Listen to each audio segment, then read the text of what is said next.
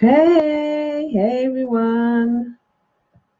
Hi. I don't know if anybody's going to be there to hop on. I'm just going to wait and see if anybody turns up. It's my birthday. It's my birthday. It's my birthday. I'm going to start in a minute if people don't hop on. I know it's school run time and whatever, and people are probably at work, so they're probably not going to be able to come on live. So I'm going to start in a minute. I'm just going to give people a few more seconds to come on. But yeah, I'm excited. I'm excited about today because, yeah, 8 years ago, I went into the rooms.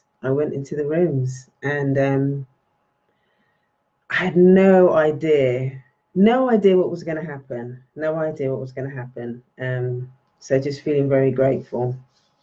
Okay, so those of you that don't know me, my name is June Allen from juneallen.net, and I teach people how to heal from the impact of racism through personal empowerment and racial sobriety. My camera's gone a bit weird, it's gone out of focus. What's that about? Let me just take that. I don't know what's the matter with the camera. I hope you can see me okay. The camera and the thing's gone a bit weird. Okay, it's come back now. Okay, great. So yeah, I went into recovery in 2010 as on the back of a relationship that was a nightmare. It was very addictive. It was very destructive, painful, and funnily enough, I found myself in recovery on the back of trying to fix him. And then what happened was, when I researched it and I was just looking up things to do, just within my research, I realized that actually I need to take care of myself. It's not about fixing him, it's about me trying to take care of myself. And I went to my first meeting. I just went there on my own, and the rest is history. I never look back, and it's the best decision I've ever made. It seriously changed the game on so many levels, and I can't believe I'm sober 8 years later, not just within myself, but it being in a position now to be able to share this stuff with you. Now, just to give you also a bit of background, addiction is not just about drinking drugs. That's one element of it. Addiction is any compulsive behavior that people use to kind of mask pain that has destructive consequences. So it's not just about drinking drugs. It can also be behavioral. So it can be things like gambling or shopping or food or relationships, which is what my issue was. My issue was relationships and codependency and just chronic avoidance as well, of relationships, because I found relationships really painful. So that in of itself is addictive, because it's something that was compulsive for me, and it was destructive as well. It was destructive and something that I just found it really hard. So, when we talk about addiction, it's important to, open up your mind to what the issue is. And I realized very quickly that I had an issue. And oh gosh, there's so much I've got to be grateful for. When I first went into recovery, I felt powerless over everything. I felt like I was totally out of control. And that I was always at the mercy of everybody else. I was always at the mercy of everybody else's needs. And, so it was important for me to come on here today, just to look back at some of the lessons that I've learned over the years, not just as, somebody in recovery, but as a Black woman in recovery, because that in of itself is another layer to recovery, which I'm going to talk about today. So yeah, you know, being in recovery as a Black woman was really hard because, you know, recovery is very white middle class. You know, I hear this a lot from Black people that I do know. You know, I don't want to go and sit in a room and share all my business with a whole load of white people. And I get that. I get that because that's one element of recovery that is still, you know, that is still in progress. And I'm so proud to be part of that story, because I know when I first went into recovery, I wasn't really aware that the race aspect of it was as deep as it was. I kind of knew something was going on, but I was in so much pain. I was so numb to it. I didn't understand it.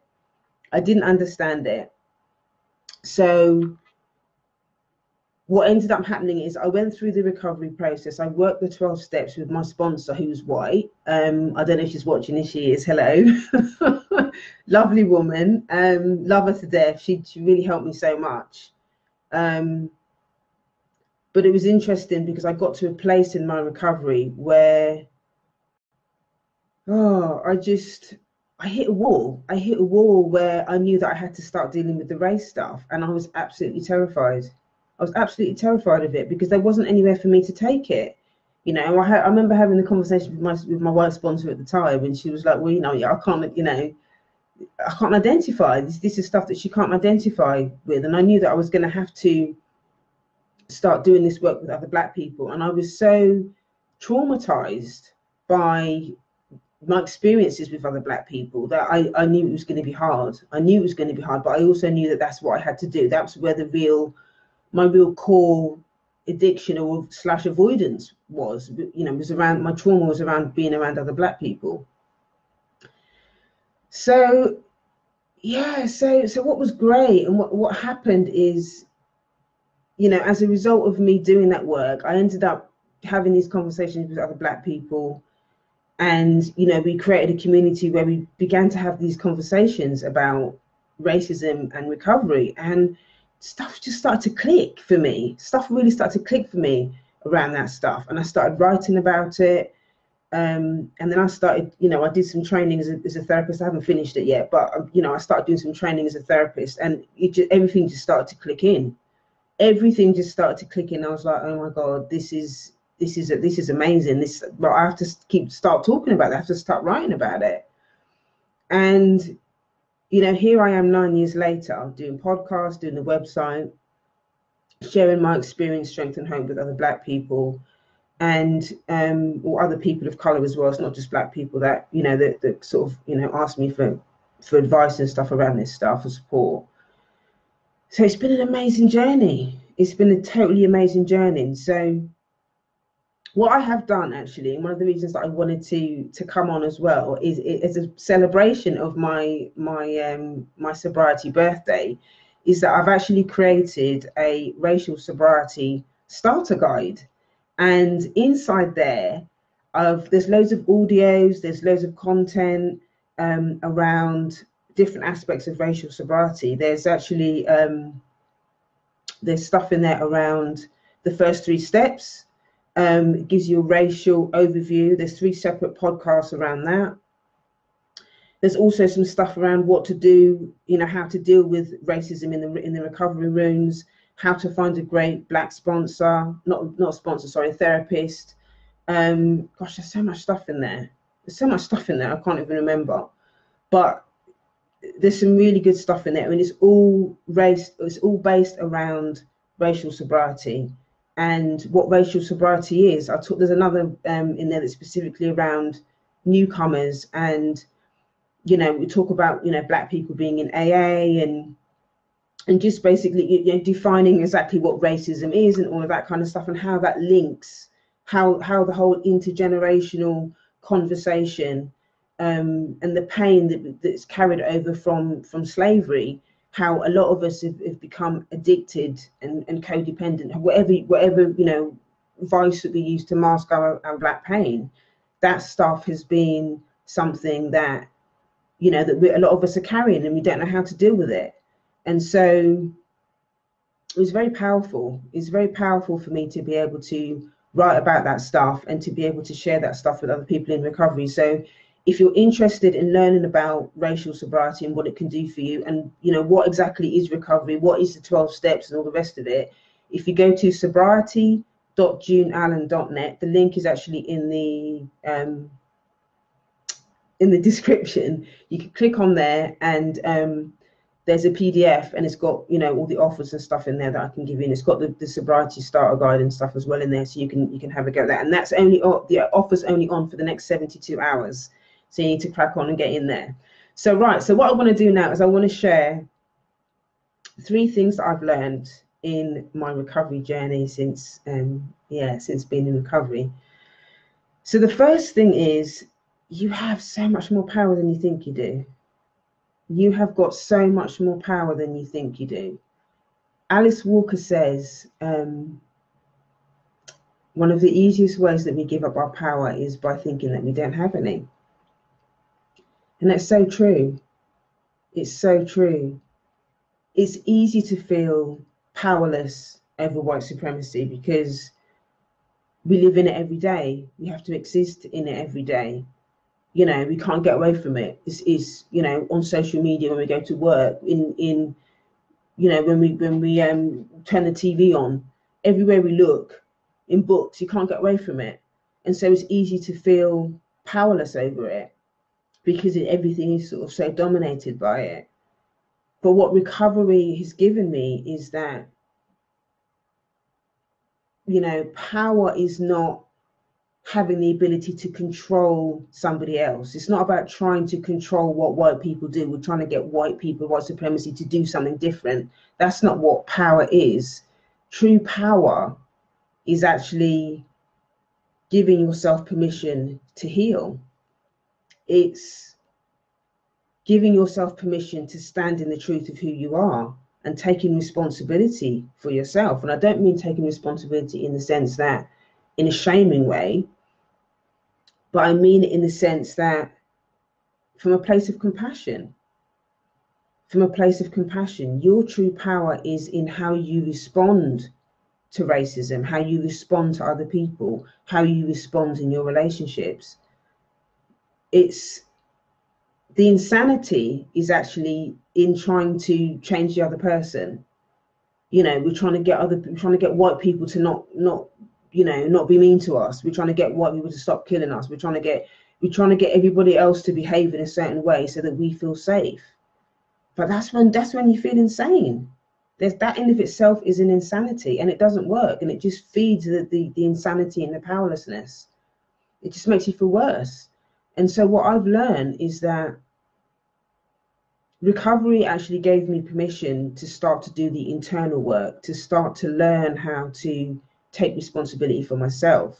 And when I started to take more care of myself and understand who I was and understand, you know, where my triggers were and all of that kind of stuff, the power is actually in being able to set boundaries around other people. So it's not about trying to control somebody else. It's about setting boundaries around the behavior, the people, the place, or the thing that's triggering you. That's where the power is, not trying to get somebody to behave in a certain way, because then that's just an avoidance of yourself. I don't know if I'm making any sense. I hope that makes sense. So yeah, so you do have a lot more power than you think. So much more power than you think. And it's for you to embrace it. It's for you to embrace that power. And it's so empowering. It's so subtle. It's so subtle the way that it works. It's kind of like it gives you a quiet confidence. You don't have to scream from the rooftops. You don't have to shout at people. You know, the power is in just knowing who you are. Knowing who you are and being unapologetic about it. You don't have to shout it. You don't have to do all the other stuff. That comes from a place of fear. That comes from a place of trauma. That comes from a place of powerlessness. And you know, when you do that, you just end up in a more painful place. You know, that's what I learned. The more I try to control everyone else, the more pain it generates. And I just didn't want to do that. So let me just get a quick drink. Yeah, so You've got more power than you think. The second thing I've learned is that our past does not define us. Your past does not define you, and you can change it. You can change the pathology if you want to, but you've got to be willing to do the work. One of the most frightening things that I experienced that actually got me to go into recovery in the first place actually was the whole thing around being a mum. I was really scared that I wasn't going to be a good mum, and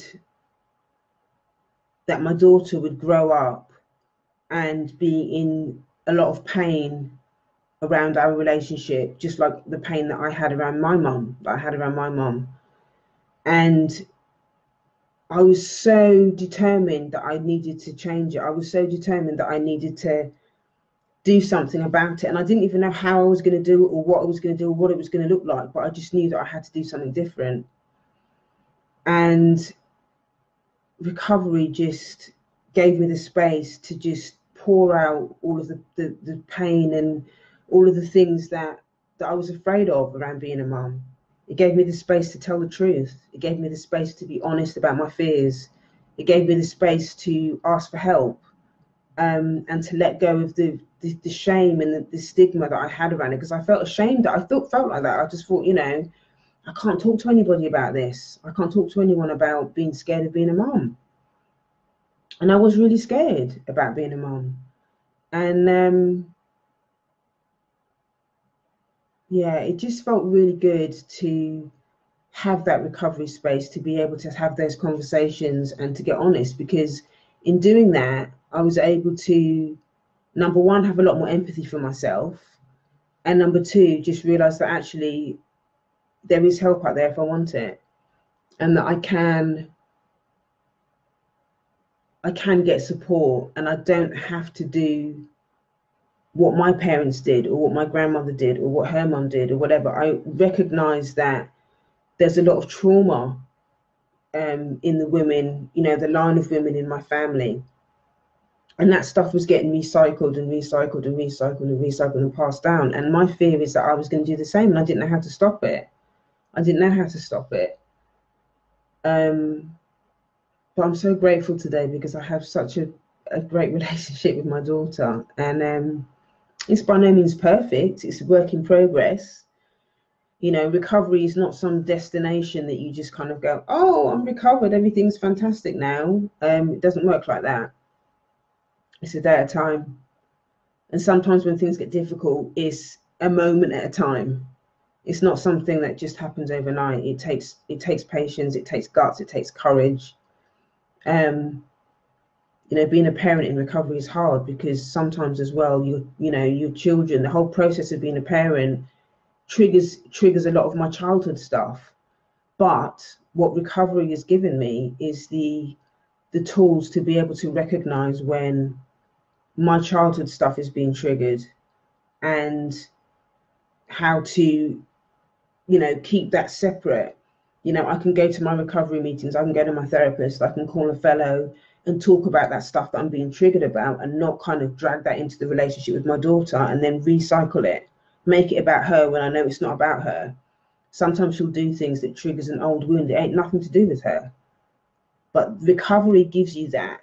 It gives you that self-awareness, that understanding of knowing what belongs to her and what belongs to me. It's my responsibility to deal with my stuff. When I'm dealing with her, it's my responsibility to stand in who I am as a parent and take care of her. She deserves that. And that's how you break pathologies. That's in a nutshell how you break pathologies.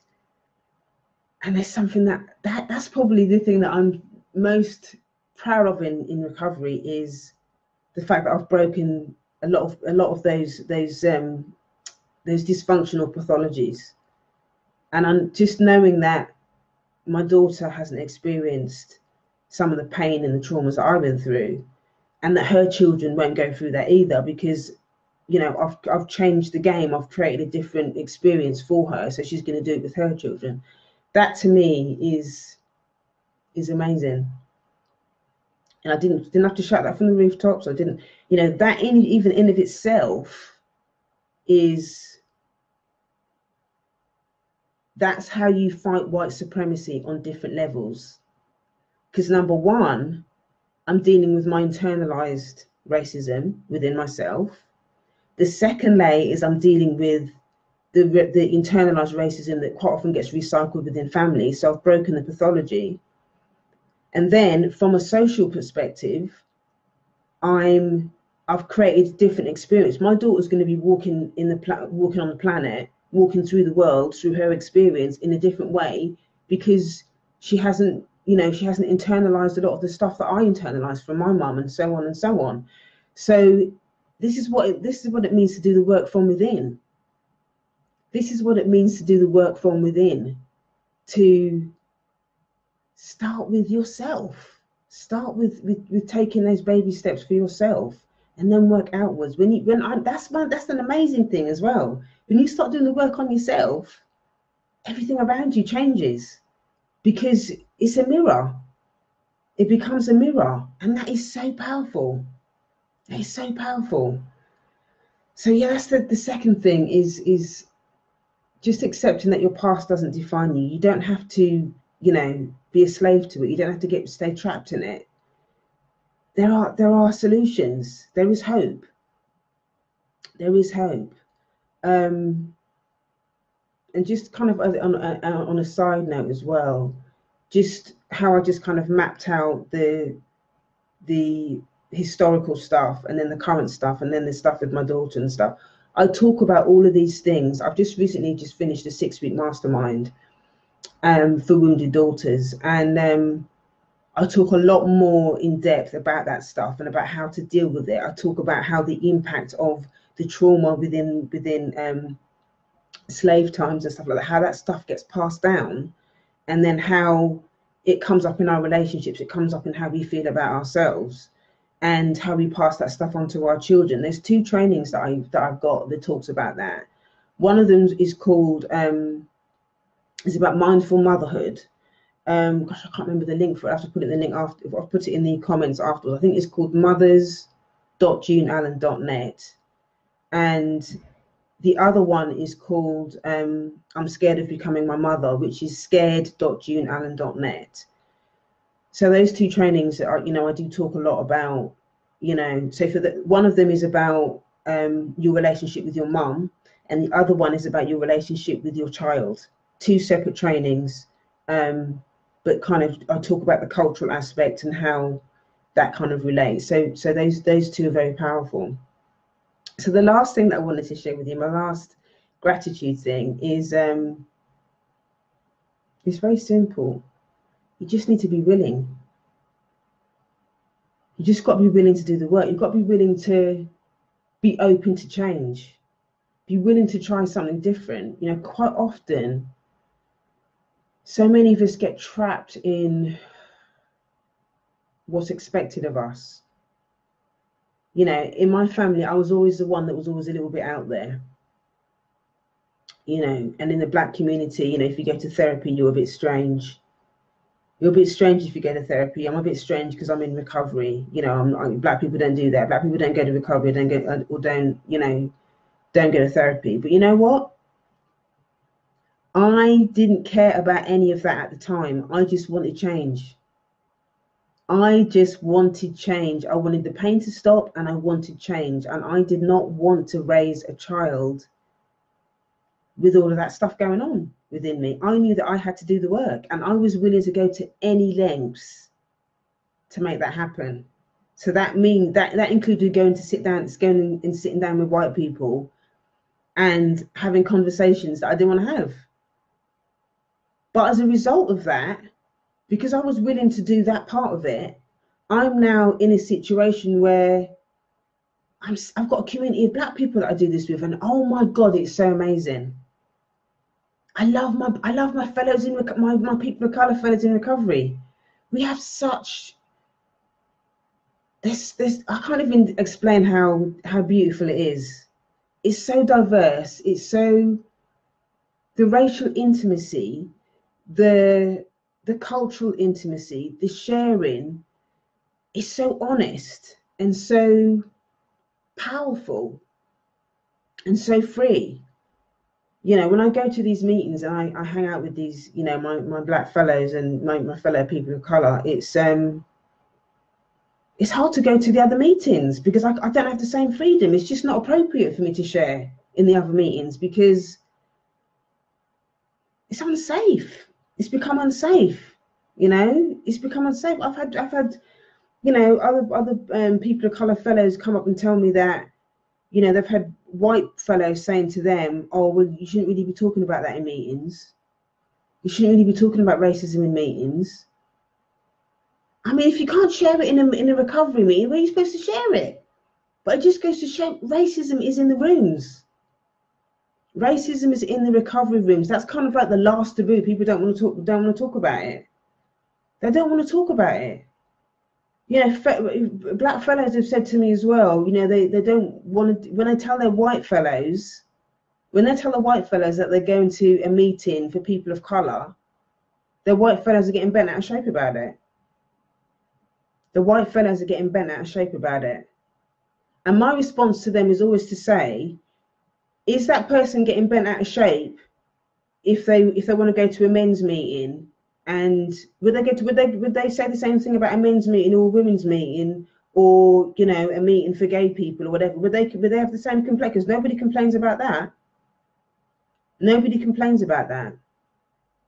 That narrative is rooted in racism in itself, because, you know, that's how the white people act out around that stuff. People don't want to have these conversations, but that's the truth. That's the truth. People of colour need our own spaces. We need our own recovery spaces to be able to talk about this stuff freely without having to worry about white tears and having to worry about, because that's what happens. I've seen it happen so many times. When there's black spaces and white people turn up, they turn up. They're not supposed to turn up. That's a boundary issue. Don't turn up to black spaces if you're not invited. It's not for you. It's not personal. Those black spaces are there for black people to heal, for people of colour to heal from racism. And in order to do that, we have to have closed spaces. Respect the boundary. Respect the boundary. It's important that we keep those boundaries for ourselves. I've seen it happen so many times in these spaces where white people show up, the boundaries is breached, nobody says anything, and then, you know, the space becomes people kind of feeling that they have to apologize to white people for having feelings about their black pain or expressing their experience around racism. I've seen it happen all the time, and that's not how we're going to heal. So we have to be firm about keeping this space, keeping our spaces closed for people of colour. It's important to keep that boundary. So yeah, so those are the three things that I wanted to share. Let me just have a look at my notes and see if there's anything else that I've missed.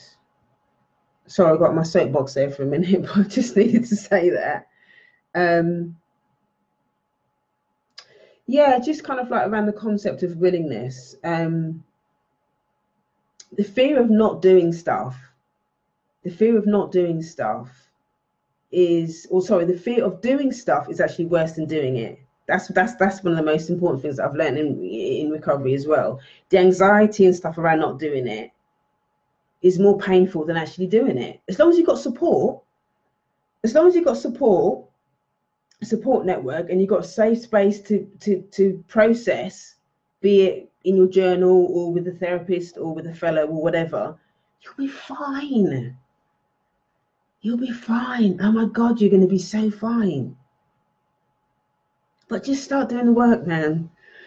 Recovery rocks. Recovery is awesome. Recovery is empowering. Recovery saved my life. That is the truth of it. There was times like before I came into recovery, I don't know if I would have been here if it hadn't been for recovery. It saved my life. It saved my life. And we need more. We need to see more Black people in recovery. We need it. We need it, and it's free. I saw somebody on someone's timeline the other week about, you know, Black people saying that they can't afford to pay for therapy. Go to the room. Go to recovery. Recovery is a good place to start. It's a good place to start. I'm here because I sat in rooms full of white people. You can find other Black people in recovery to start sharing this stuff. Find a safe space to be able to do it. Go to sobriety.juneallen.net and get that beginner's guide. That's really going to help you. If you really want to start doing the work in recovery, get that guide, because that's got everything in it. If you want to schedule a call with me and talk about it a bit more, go to callme.juneallen.net. Okay? Right. That's me done for today. Thank you for joining me. Thank you for allowing me to be part of your journey. Sending you lots of love, and I'm not going anywhere. I'm so not going anywhere. So I will see you soon. Have a beautiful day. Take care. Bye.